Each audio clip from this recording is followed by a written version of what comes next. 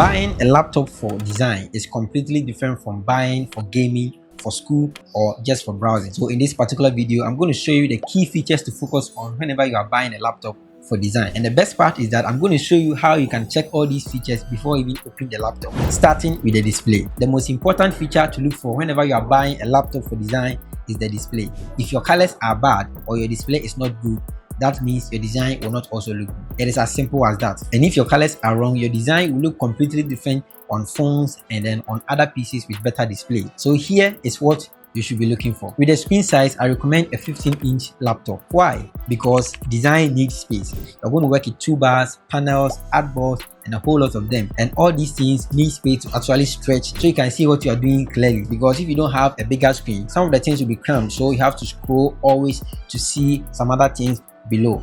That will make your workflow very slow. So if you get a bigger screen like 15 inches or 16 inches, you are good to go. But if you go ahead and get a 17-inch laptop, that means you will not even need a monitor. Under the display, the next is resolution. Now, for resolution, that controls how sharp and detailed your screen will look. And so for designers, you don't have to settle for anything less than 1920 by 1080. That is an HD display. So you can go for 2K, 4K, and all that, but don't go anything less than HD. A higher resolution simply means a sharper text, a sharper image, and as well as a better detail for all your works, and that's going to give you a better workflow. But this is the most important part of the display of a laptop that I'm going to use for design. That is the color accuracy. Let me tell you what I used to do when I didn't know anything about this color accuracy and when I started designing. Now, what I did was that whenever I am designing and let's say I want to send the design to the client, I send it to my phone, and then when I see that it is okay on my phone, that is when I send it to the client. But most of the time when I send it to my phone, I see that there is a difference between what I see on my phone and what is on my laptop. And so I kind of think about, what is causing this? I didn't know that the color accuracy of my laptop was that bad. And so anytime I design, I have to send it on my phone, check and see if everything is working fine before I send it to the client. That was a lot of work. And sometimes you don't even know that the adjustment that you are making, it is going to be better or not. So I can get a lot of variations of the same design just because of the color accuracy of my laptop. And so if you are choosing a laptop, the color accuracy is a must and then a very important thing that you should check. And so you should go for a display with at least 100% sRGB. Now, what is sRGB? sRGB simply means standard red, green, blue. And so that means when you design something on your screen, it is going to look same as phones and then on other computers with higher resolution. This is the minimum standard for designers. Anything less than this is going to give you problems, and then you're going to get difference in color on your phone and then on your PC. But if you want something better, you have to go for Adobe RGB or DCI P3. You're going to get a better accuracy when you are working on your designs. Now, with this color accuracy, many dealers do not even tell you, or most of the time they don't even know themselves. So this is how you can check and see if the laptop that you are buying is color accurate. Now, the first thing you have to do is that just get the brand name of the laptop. So if it is HP, Dell, or whatever, get that one, and also get the model name.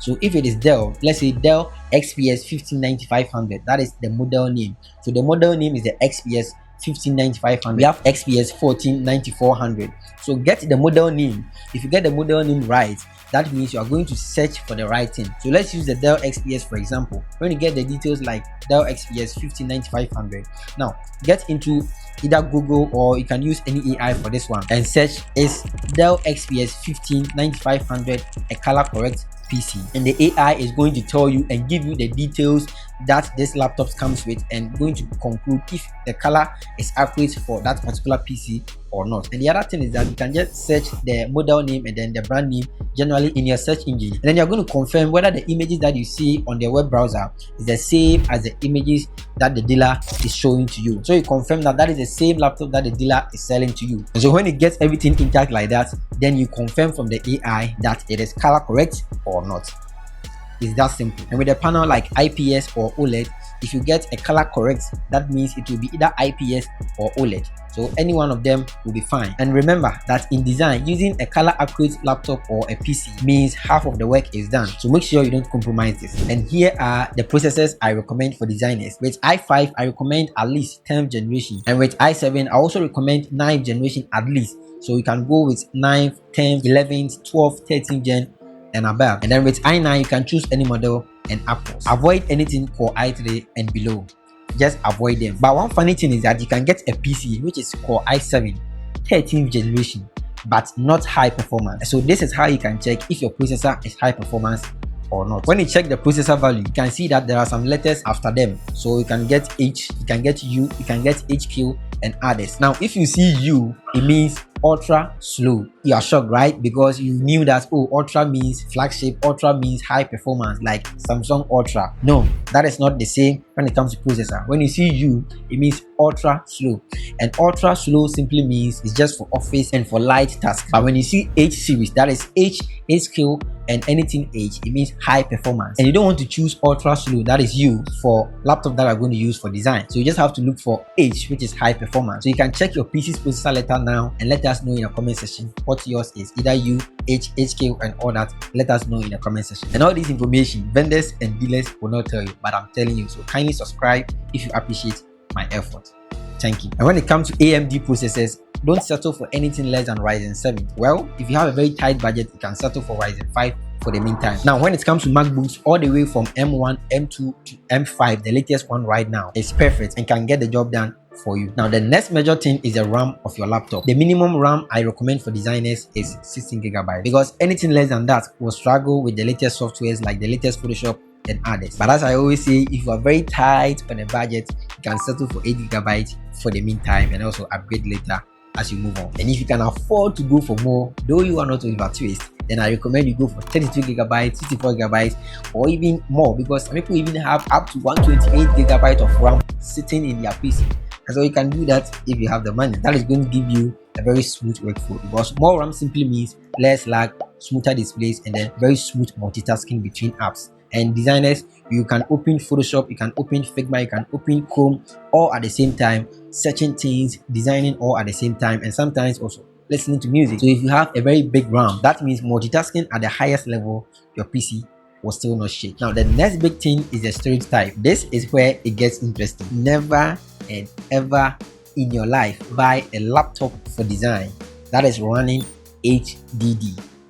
Never. Always choose SSD. Now the HDD is what we all know, the hard disk drive, and then the SSD is the solid state drive. And if I say SSD, I'm not talking about SATA SSD, I'm talking about NVMe SSD. Well, some PC comes with SSD and then HDD, so you can run the Windows on the SSD and then you store your files and other things on the HDD, and that will be fine. But let me tell you one funny story about laptops with SSD and then HDD. So I told you previously about the laptop that is having a display that was not color accurate. Now this same laptop was running SSD and then HDD at the same time. So I had 128GB of SSD and then 1TB of HDD. When I got it, the Windows was running on the SSD, and because I want all my apps to run smoothly and everything to open very smoothly for me, I was installing all my apps on the SSD, which is the 128GB, and that was also the system drive, so it was very easy for me to install everything on it. A few weeks after getting my laptop, I found out that it is almost full, and so I had an idea that then why don't I just transfer the Windows from the SSD to the HDD, so that I get 1TB to run all my system files and then everything, so I don't have to worry about space. That's quite logical, right? That idea may just be crazy enough to get us all killed. But something happened with the HDD and then the SSD. Now SSD is fast when you are opening any software on your PC. If your Windows is running on your SSD, that means all these things, all these tasks are going to be fast for you as compared to the HDD. Now when I switch from the SSD and then I move the Windows to the HDD, come and see, hey, whenever I turn on my laptop, I have to sit down and wait for 10 to 15 minutes for it to finish booting. Oh no. So what I did was that when I turn it on, I have to go and do other things. So by the time I come back, the laptop is ready for me to work with.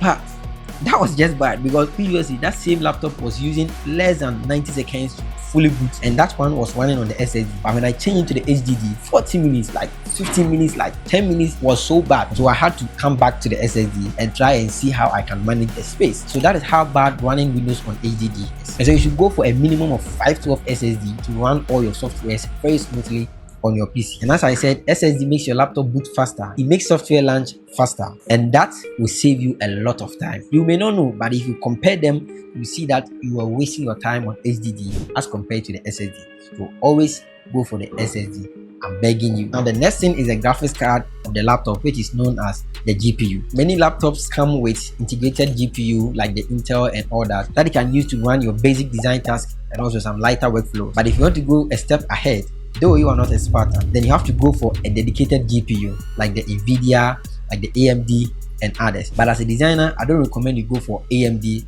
GPUs because Nvidia comes with something we call CUDA cores. Now the CUDA cores helps in the rendering of your files, and then mostly when you are dealing with video editing, the CUDA cores helps you render everything faster. So when you have the Nvidia, it has the CUDA cores, but the AMD does not have something like that in them. So that is the difference between the Nvidia and then the AMD GPUs when it comes to design and then video editing. I'll drop a summary of all the things I'm talking about in the description below, so do check them out down below. And if you are planning to buy a laptop, kindly drop the model name in the comment section and I'll help you know if the laptop is good for design or not. Thank you very much for watching. This is Braintech and I will see you in the next one. Peace.